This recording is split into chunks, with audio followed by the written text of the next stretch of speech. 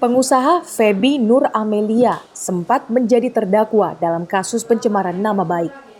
Kasus ini bermula saat dirinya menagih utang sebesar 70 juta rupiah melalui media sosial kepada Fitriani Manurung. Hal ini dilakukannya karena Fitriani sulit ditemui. Kemudian Feby dijerat dengan pasal 45 ayat 3, junto pasal 27 ayat 3 Undang-Undang Nomor 19 Tahun 2016 tentang informasi dan transaksi elektronik. Dalam proses persidangan di Pengadilan Negeri Medan, Majelis Hakim yang diketuai Sri Wahyuni memutus bebas Feby Nur Amelia dari tuntutan 2 tahun penjara. Usai putusan kemarin, Jaksa Penuntut Umum melakukan kasasi ke Mahkamah Agung pada September 2021. Namun belakangan, kasasi tersebut ditolak Mahkamah Agung dan membebaskan Feby bebas dari hukuman. Pasca bebas, Feby merasa hukum di Indonesia telah memberinya keadilan. Putusan Mahkamah Agung dinilai cukup adil karena tindakan menagih utang yang dilakukannya melalui media sosial disebabkan sulitnya menghubungi Fitriani Manurung alias Ibu Kombes yang hingga saat ini tak kunjung mengembalikan uang pinjaman sebesar 70 juta rupiah.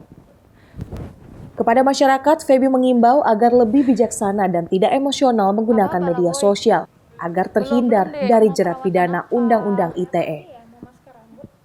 Dan setelah keputusan dari PN, lalu ke MA, dan saya baru mendapat kabarnya juga, itu saya sangat senang dan bahagia. Bersyukur, yang pastinya akhirnya saya dibebaskan dari tuntutan 2 tahun penjara, dan saya berkeyakinan dari awal mula kasus itu, bahwasanya hukum di Indonesia ini tidak tumpul ke bawah. Masih ada keadilan untuk warga Indonesia seperti saya ini. Pesan saya yang pastinya ketika kita dalam keadaan emosi ataupun kita lagi keadaan yang benar-benar mood kita tidak bagus, alangkah baiknya kita tidak membuka akun media sosial kita.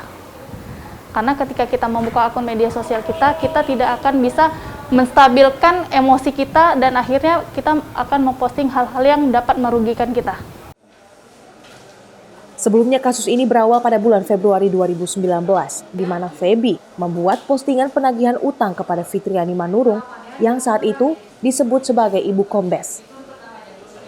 Merasa namanya dicemarkan, Fitriani kemudian melaporkan Feby ke kepolisian.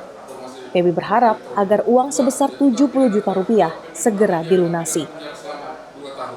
Tim Liputan, Kompas TV, Medan, Sumatera Utara.